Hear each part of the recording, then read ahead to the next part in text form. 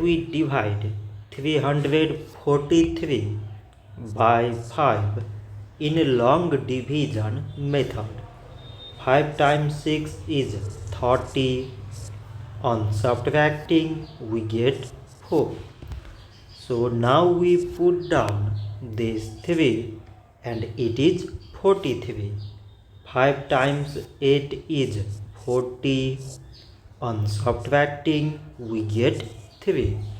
So now we have no any other number to put it down. So we take here decimal, so that we put 0. So it is 30 and 5 times 6 is 30. On subtracting, we get 0. So 343 divided by 5 is 68.6. So this much for today and thanks for watching.